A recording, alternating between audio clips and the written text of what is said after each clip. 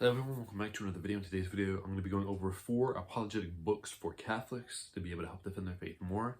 The first one I'm going to be going over is Jesus and the Jewish Roots of the Eucharist, this book here.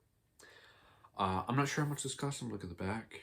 Okay, there isn't a price tag, but before continuing on to the next book, I'm going to read the introduction because usually they kind of give some context for the book, so let me read it.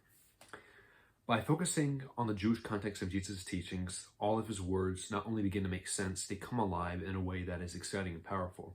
I can testify to this from experience.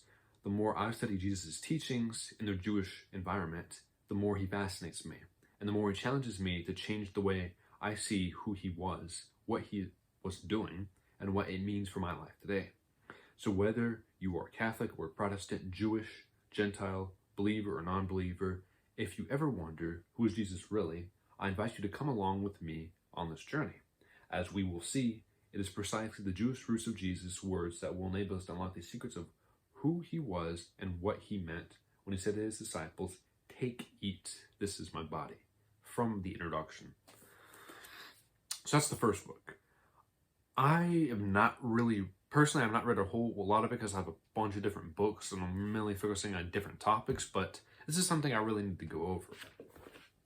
The next book I'm going to be going over is Why We're Catholic, which was made by Trent Horn.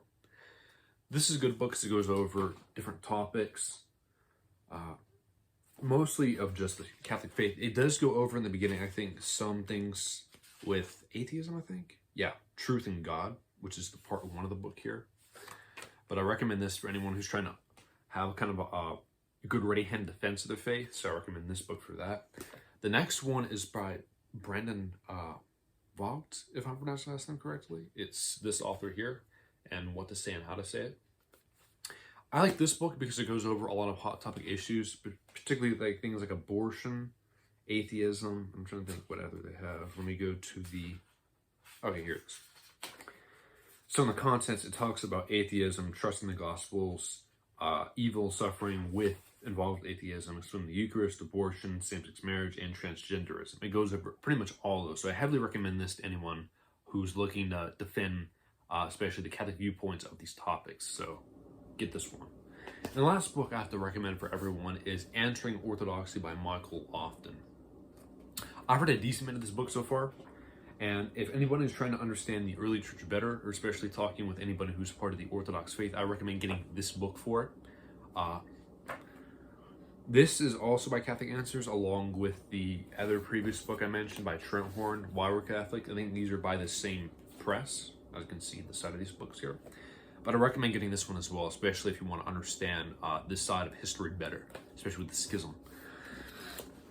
And that is it for today. These are all 4 books I have here in my hands, and so I heavily recommend this to everyone.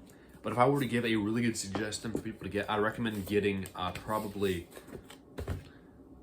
even though they're all good books, I heavily recommend probably getting this one as the first one you probably get, then maybe this one next, then the Answering Orthodoxy, and maybe this one. But it really kind of goes down to a preference of what you're trying to defend, the best out of them all. But overall, they're all good books. So that's it.